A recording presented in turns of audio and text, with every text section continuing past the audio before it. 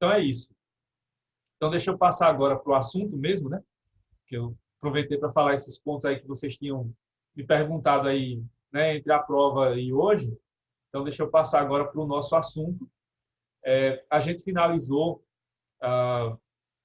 na semana passada a primeira espécie, né, de responsabilidade do fornecedor, que foi a responsabilidade pelo vício, né? Mas agora a gente entra no outro assunto, em outro tema, né, que é fundamental, que é a responsabilidade pelo fato. Então, a responsabilidade do fornecedor por fato do produto e do serviço. Então, agora a gente vai ver a outra face, né, dessa responsabilidade para os casos mais graves. Como vocês perceberam, no vício, né, você não tem casos tão graves, já que vamos realmente ver situações muito mais perigosas, né, e situações que levam realmente aos danos sofridos não só ao produto ou serviço, mas também ao próprio consumidor, a terceiro, a pessoas, né?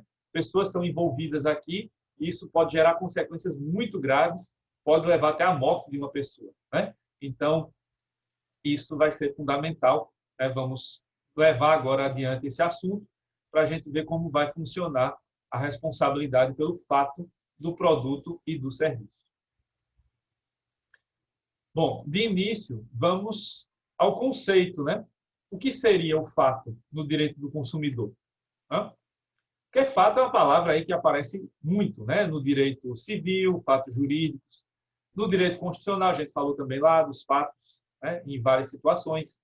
E em várias disciplinas vão aparecendo fatos, né? Direito penal, fato típico, né? E aqui, de novo, aparece a palavra fato, só que agora como sinônimos, né? Com os sinônimos de, como a gente vai rever daqui a pouco, né? Acidente de consumo, defeito. Mas é importante levar em consideração o conceito, né? O que seria fato? Nesse conceito aí do José Geraldo Brito Filomeno, na verdade ele vai dar o conceito de defeito, né? Mas, como a gente viu, são palavras sinônimas, querem dizer a mesma coisa aqui, né, na nossa nomenclatura técnica, então é perfeito, dá para usar o conceito de defeito para também definir o conceito de fato. Então, o fato, né, os fatos, eles são anomalias constatadas em produtos e serviços que não apenas os tornem inadequados aos fins destinados, mas também causam danos, representando risco à vida, saúde ou segurança dos efetivos ou potenciais consumidores. Olha aí, de novo, a tríade, né? Vida, saúde ou segurança, ou os três juntos, né? Vida, saúde e segurança. Então, no caso do fato, no caso do defeito ou do acidente de consumo, a gente vai observar essas situações, né? Vão ser anomalias, que a gente vai poder chamar aqui, sem medo de errar, defeitos, né? Vão ser defeitos encontrados em produtos e serviços que não só os transformem em inadequados, como no caso do vício, mas eles também vão causar danos. E, nesse caso, o dano não é só ao produto, não é só ao serviço, ou seja, não é só ao objeto. O dano aqui também é em relação à pessoa. Por isso que ele vai representar risco à vida, risco à saúde ou também o risco à segurança. Como vocês estão percebendo, são três elementos-chave, né? Vida, saúde e segurança. É preciso ter os três juntos? Não, basta um deles, né? Oferecer o risco à vida, oferecer o risco à saúde, oferecer o risco à segurança. Já pode-se configurar isso como um fato, como um defeito, se causar dano, né? Se é um problema que vai afetar a vida, saúde e segurança, os três juntos, mais grave ainda, né? Mas a gente não vai ter aqui, como vocês vão ver, não vamos ter aqui vamos dizer, uma quantificação. Não é preciso, né, estabelecer graus de dano, né? Porque, como vocês já sabem, não há tabelamento de danos, ou não deve haver. Então, se não há tabelamento, ou não deve haver tabelamento de danos, não é preciso que você estabeleça uma estrutura hierárquica, né? Danos que são mais graves do que outros. Foi dano, já gera a responsabilidade, já vai resultar no dever de indenizar, né? Tanto a vítima, se ela sobreviveu, quanto os familiares da vítima, em caso, né, dela ter falecido por conta desses danos. né? Como eu estava falando agora, antes de começar a aula para valer, vida, saúde e segurança estão aparecendo agora uma atividade que aparentemente não tinha essa preocupação tão grande, né? Que era a educação, como agora, né? A volta às aulas. A volta às aulas tem que observar isso aí, senão vai infringir, né? Vai trazer problemas, vai infligir, né? Danos aos consumidores e isso pode gerar fatos, né? Imagina uma pessoa contrair o COVID, né? A COVID, por conta de ter voltado às aulas, seja aluno, seja professor, seja funcionário. Isso pode gerar, sim, danos. Danos tanto materiais quanto morais, né? Então, isso tem que ser muito bem observado, não só nesse exemplo da pandemia, mas nos outros casos que também a gente vai ver aqui no decorrer desse assunto. Então, esse é um conceito que, claro, é exemplificativo, né? Os outros autores vão ter seus conceitos próprios, mas, em geral, é isso que a doutrina, né, entende como fato, no caso aqui específico do direito do consumidor, certo? Bom, aí temos, só para lembrar, né, eu já tinha falado disso antes, lá quando vimos a parte mais geral, mas agora, relembrando, né, nós temos como expressões sinônimas, de fato, o acidente de consumo e o defeito de consumo. Só para deixar claro, o acidente aqui, mais uma vez falando, né, apesar do nome, né, não é acidente, é algo que tem realmente uma conduta que vai levar aquele resultado danoso. Então, não é um mero acidente, porque acidente, né, se fosse um acidente, poderia se levar em consideração a questão da culpa e tudo mais. E como sabemos que aqui a responsabilidade é objetiva, ocorre independentemente de culpa. Então, aqui é como tem aquela campanha, né, dos casos de violência no trânsito, né? O não foi acidente. Então, aqui é um acidente no nome, mas um nome mais amplo, que não quer dizer que é uma mera obra do acaso, né? É algo realmente que tem algo de intencional, de uma conduta que leva àquele resultado danoso.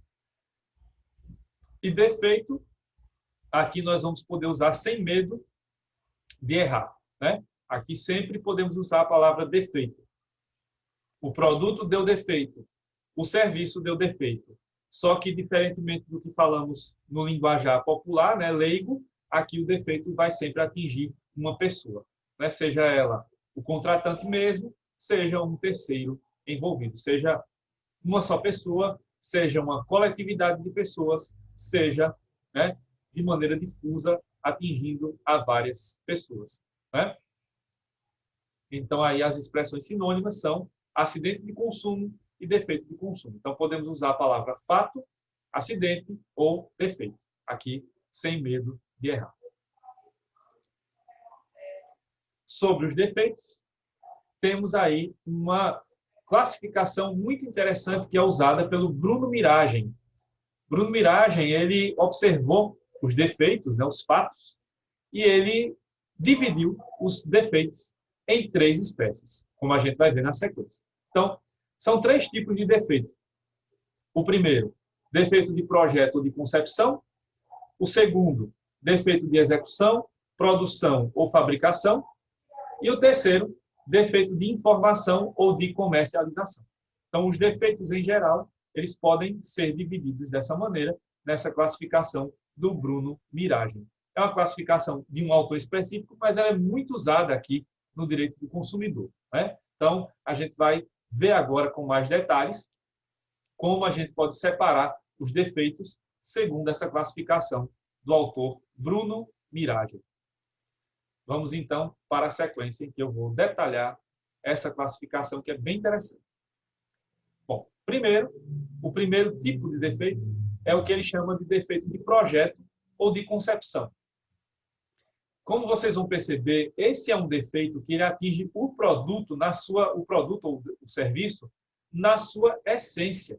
Então, esse produto ou esse serviço ele já nasceu errado, né? Ele já tem problemas desde a sua origem, né? E por mais que se tenha legislações, práticas, etc., que tentem minimizar os riscos ou os danos, eles fatalmente vão produzir danos, certo? Mais cedo ou mais tarde.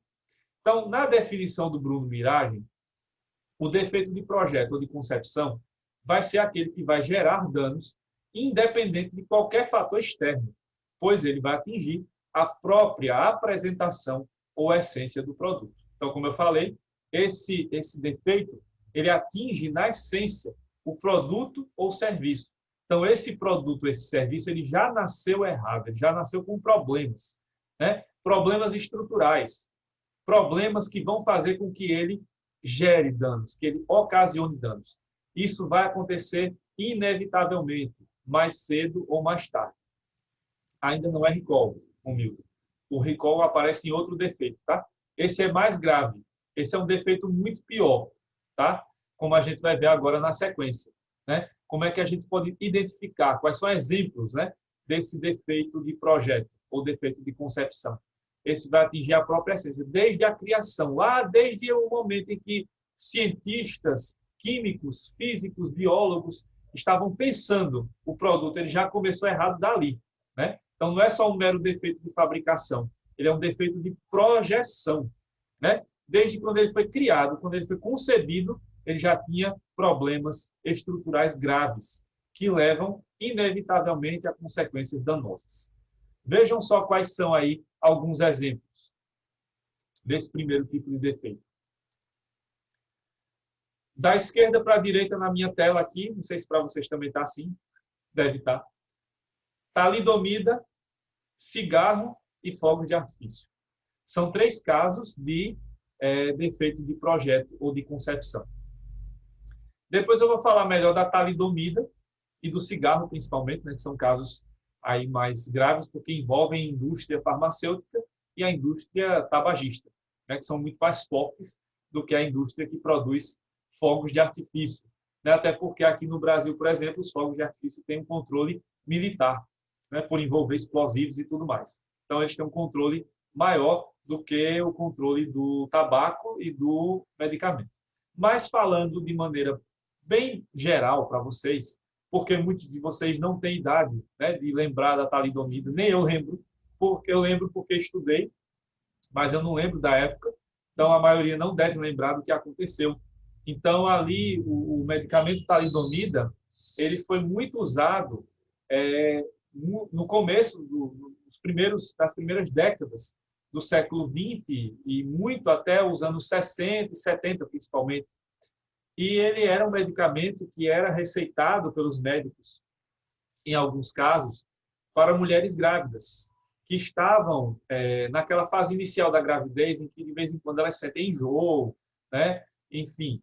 Então, era um medicamento que era passado pelos médicos para diminuir os sintomas do enjoo, né? Para deixar a gravidez um pouco mais tranquila. Só que, a princípio, não se sabia das consequências da talidomida para nesse uso, né, por mulheres grávidas. E o que aconteceu foi que houve um surto, verdadeiro surto mesmo, de crianças que nasceram com problemas, né, de falta dos membros superiores e inferiores. Então, elas nasciam sem braços, sem pernas.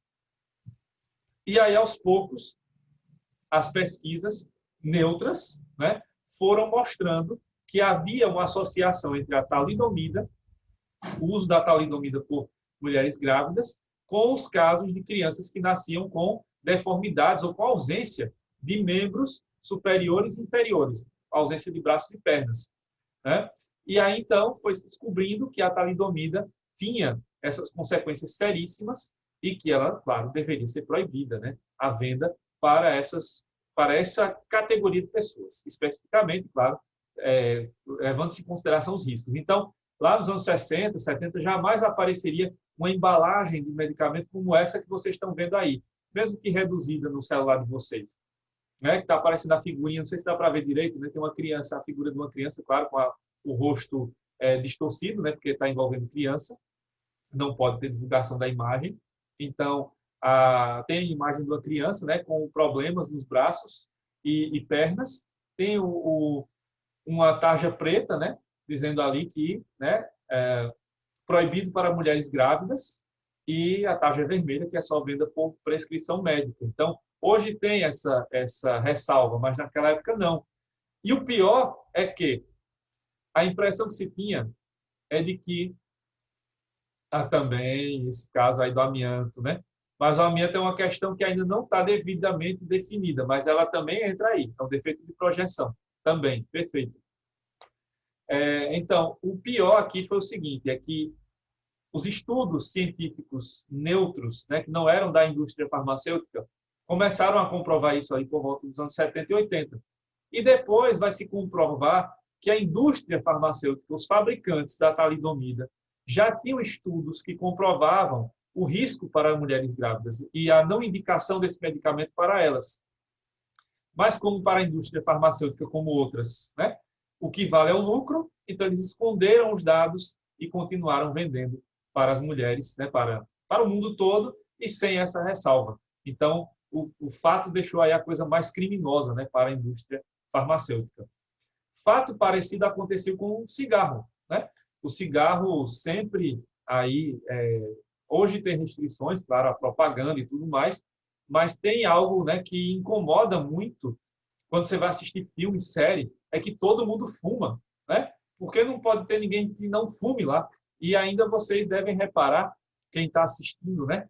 E repara nos efeitos auditivos da série, do filme, quando alguém acende um cigarro, vem um barulho, né, que parece algo que é de outro mundo, assim, o cigarro. Você nunca ouve na vida real. Se você for, né, se você não fuma, se você vai ver alguém fumando, e se você chegar perto, você não vai ouvir o barulho do cigarro como é daquele jeito lá no filme, né? Parece que está acendendo uma fogueira, né? Mal comparando.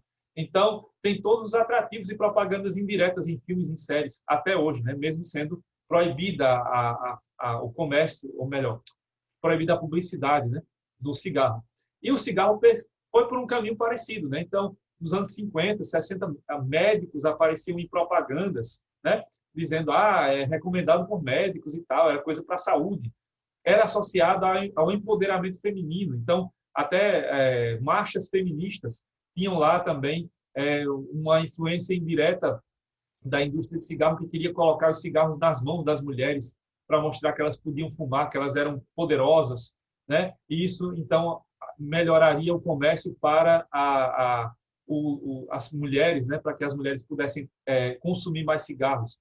E aí, nos anos 80 e 90, começam a aparecer os estudos que comprovam, né, os malefícios do cigarro, e principalmente nos anos 90 vai aparecer, né, de novo, do jeito da talidomida, do mesmo jeito, vão aparecer aí documentários e outras investigações que vão mostrar que a indústria do tabaco já sabia dos riscos para a saúde, né, de causar câncer de pulmão, câncer de boca, de garganta, e não fez nada, porque não queria mexer nos seus lucros.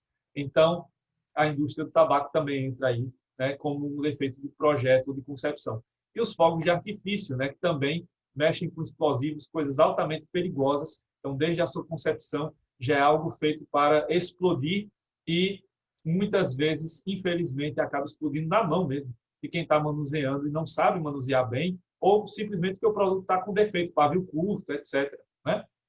E o Romildo citou o amianto, né, nas telhas. É outro caso também. Entre outras coisas, né? Se você assiste aí os documentários, essas séries documentais da Netflix, como De Serviço ao Consumidor, como a Indústria da Cura, você vai vendo também que outros produtos também têm, né, o talco da Johnson Johnson, né, que encontraram lá coisas que eram cancerígenas, e até hoje você não vê no rótulo dizendo lá, né, que usar o talco para bebê da Johnson Johnson causa riscos de câncer. Então, vários outros produtos têm esses problemas aí desde a sua concepção, que ele já tem potencial de provocar danos. Então, aí há uma chance muito grande de que, uma hora ou outra, mais cedo ou mais tarde, quem usa esses produtos sofra um dano não só material, mas também moral, estético, e que possa, inclusive, levar à morte dessas pessoas. Então, são danos muito graves, são defeitos muito graves que aparecem aí nesse primeiro caso, certo? No segundo caso, nós vamos ter o defeito de execução, produção ou fabricação. Nesse caso, temos um outro tipo de defeito, né, que é o mais conhecido aí o nome, né, defeito de fabricação. Nesse segundo caso, o que nós vamos ter é uma falha quanto ao dever de segurança. quando o produto foi lançado no mercado. Então, veja, nesse caso aí, o defeito não está na essência do produto ou do serviço.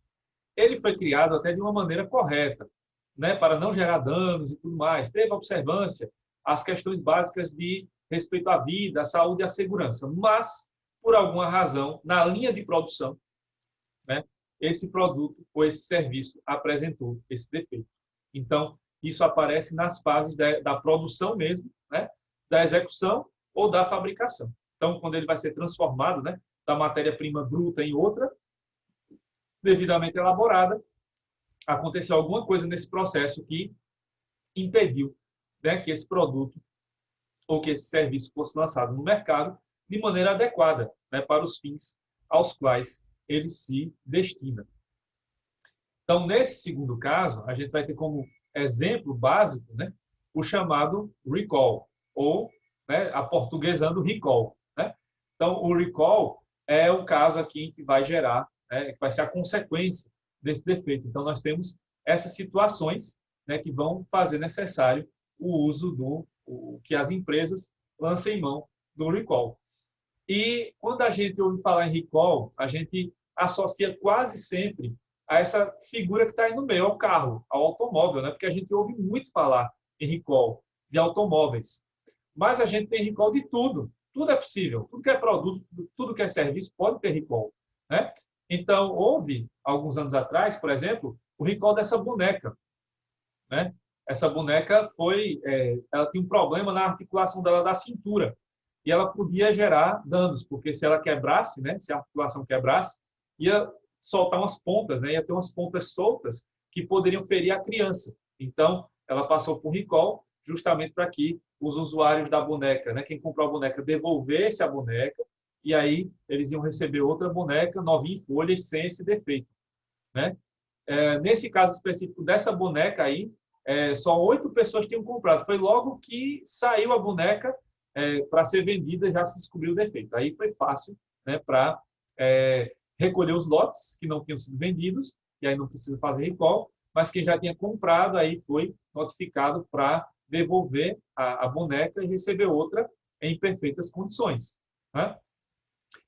O segundo exemplo aí nosso, né, do meio, é o do carro mesmo. Né? Então, aí, nesse caso, foi um defeito, se eu não me engano, desse T-Cross, foi em relação aos amortecedores, alguma coisa assim. Então, os donos dos veículos são chamados, né, para consertá-los e, então, o problema é resolvido e a pessoa volta a usar lá o veículo, né, normalmente. Tem recall de serviço? Tem recall de serviço. Pode acontecer, por exemplo, serviço de internet, né? Tem um problema lá no equipamento da internet, né? E aí pode haver o recall. Aí, no caso, não vai devolver a internet, é diferente o sistema, vai ter uma parada técnica, vai se refazer o serviço e pode se restituir, por exemplo, horas ou dias que houve lá a manutenção. Né? E se, por exemplo, o problema é com o modem, né, já seria uma mistura de produto com serviço. No serviço não fica tão claro quanto no produto, né? Pode ter uma mistura aí de recall de produto com serviço também, porque pode ser um problema com o modem, pode ser um problema, no caso da internet especificamente, desse tipo. Né? E recall de plano de saúde aí é complicado, né? Por exemplo, outro serviço, né? Plano de saúde, depende. Né? O atendimento, não dá para fazer recall, né? Cirurgia não dá para fazer recall, aí você vai ter, por exemplo, o recall do produto que foi usado para cirurgia, uma prótese. Né? Aí tem um problema na prótese. Recentemente houve um problema assim, né? Com próteses e tudo mais. Teve até uma máfia, né? Lá no Rio Grande do Sul, que foi presa, né? Que era a máfia das próteses. Aí, nesse caso, não é o serviço que está com defeito, é o produto. Né? Então, tem a ver com o serviço plano de saúde que vai mandar a pessoa voltar para recolocar a prótese, mas o problema estava no produto. Né? Então, aqui tem uma certa mistura quando fala de serviço. O defeito de execução é algo presente em todo modelo lançado, desde que se identifique o defeito, sim. Mas ele pode acontecer porque aqui a gente está falando de uma linha de produção em grande escala. Né? Quando você vai produzir, quando a fábrica vai produzir uma boneca, ela não produz 8, ela produz, sei lá, 80 mil. Se vai se produzir um carro, não vai se produzir 8 unidades, vai se produzir 100 mil, 200 mil unidades. Então, pode ser que isso apareça em toda a linha de produção e pode ser que apareça em parte dela. Aí, como identificar? Cada produto tem seu número de lote, né? E, no caso do carro, ele tem um número de chassi. Então, isso é o que identifica, né, cada produto e o torna único em relação aos outros. Então, quando se faz o anúncio do recall, vai se fazer dessa maneira. Vai se chamar o consumidor, né, vai se fazer um anúncio, né? Antes era só em TV e rádio, agora é TV, rádio, internet, enfim, né? Se tem um cadastro do consumidor, pode ligar para ele, pode passar um e-mail, enfim, pode passar um recado pelo WhatsApp. Hoje tudo isso é possível. E aí se estabelece um prazo para que o consumidor vá até lá, 30 dias, 60 dias. Geralmente, claro, né, por ser recall, vai ser tudo de graça, né? Então vai ser uma troca da boneca gratuitamente, vai ser a restituição ou melhor, vai ser a troca da peça gratuita, talvez cobre a mão de obra, né? Mas a peça em si não vai ser cobrada, né? Então isso é feito. E aí o consumidor tem que ter também, não é um direito eterno, né? O consumidor ele tem que exercer o direito dentro daquele prazo. Claro, o prazo também não pode ser exíguo, né? Não pode se dar 2 dias para que a pessoa vá lá com seu carro à concessionária, porque se é um carro popular, se é um carro, né, que tem maior número de unidades ali com defeito, vai ser preciso levar, sei lá, dias ou meses, né, para que todas as autorizadas façam a mudança, né, da peça defeituosa. Então tem que dar um prazo razoável, 30 dias, 60 dias. E aí o consumidor vai exercer o seu direito dentro desse prazo. Se passar o prazo, aí o consumidor perdeu o direito, né? Aí o fornecedor já não tem mais essa responsabilidade, porque o consumidor decidiu manter o produto, né, daquela maneira defeituosa por sua conta e risco. Então, tem essa questão também. Então, não é um direito eterno, né, para o consumidor. E aí afeta toda a linha de produção? Pode afetar, pode ser que não afete. Aí, se afeta toda a linha de produção, é dever do fornecedor informar qual é o número do lote, né? No caso do carro, o chassi de tanto a tanto, né? Ou se são todos os carros daquela linha, daquela unidade, né? Então, são deveres do fornecedor. E o consumidor tem o direito de ir lá, mas o dever de ir dentro do prazo estabelecido, não pode ir fora do prazo. Aí estabeleceu 60 dias, no dia 72 eu vou lá. Não, aí já é por sua conta e risco, né? E outro caso de recall que aconteceu aqui no Brasil, né, porque o recall nem é tão comum no Brasil, é mais comum, por exemplo, nos Estados Unidos. Mas aqui está se tornando comum. E vocês devem lembrar que no ano passado aconteceu uma operação chamada, foi ano passado ou ano retrasado? Carne fraca, né? Que pegou lá vários frigoríficos que estavam com problemas, teve até carne que, né, tinha lá papelão dentro e tudo mais. Esse caso específico aqui da BRF, que é Sadia, Perdigão, não foi bem esse aí.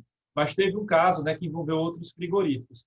Esse que eu coloquei aí da figurinha do BRF foi porque ano passado eles recolheram um lote de carne que estava contaminada com salmonela. Acho que vocês também lembram disso, porque foi um lote que foi para o exterior, acho que foi para a China, não me lembro bem se foi China ou Rússia. Não, foi Inglaterra, agora eu lembrei. Eita, fiz o percurso agora do mundo todo, né? Foi para a Inglaterra. E lá voltou, né, porque estava com índice de salmonela acima do permitido pela legislação de lá. 2017, o caso da carne fraca. Ah, tá. Então, eu pensei que era mais recente. Então, esse da salmonela foi ano passado. E aí, aqui no Brasil também houve identificação de lotes com salmonela. E aí eles pediram o recolhimento dos lotes e quem já tinha comprado a carne, manda de volta, desde que, claro, não tenha consumido, né? Porque carne já é um produto perecível, né? Para nossa sorte, a salmonela pode ser superada, né? Ela pode ser exterminada, né, em alta temperatura. Mas depende também de vários fatores, né? Porque não adianta dar só aquela esquentada da carne mal passada, porque é pior ainda, né? Aumenta a quantidade de salmonela na comida. Então tem que ser a bem passada mesmo, né? Para poder exterminar as bactérias. Então também pode haver recall de carne. Então qualquer produto ou serviço pode sofrer recall, né? Claro, seguindo essas regrinhas. O fornecedor estabelece o prazo, né? O prazo tem que ser razoável, não pode ser um prazo muito curto, né? E aí o consumidor, dentro daquele prazo, tem o direito de ir lá e trocar esse produto por outro em boas condições e sem custo para ele, sem custo para essa troca do produto, né? Então, isso, claro, para ser feito tem que ter ampla divulgação, e hoje essa ampla divulgação é não só TV e rádio, mas também pela internet, pelos vários modelos possíveis, né? Redes sociais, e-mail, mala direta, telefone, porque hoje todo mundo faz cadastro de tudo, então tem como, né, o fornecedor ter contato com o consumidor para informar isso, certo? Falta menos de um minuto para acabar a nossa aula, né? Então, deixa eu já encerrar por aqui, e aí na próxima aula a gente vê o terceiro tipo de defeito, e amanhã esse material já está lá para vocês no sistema. Beleza? Tchau, gente. Boa noite e até a próxima terça-feira. Boa noite, pessoal. Tchau. Tchau, tchau. Boa noite.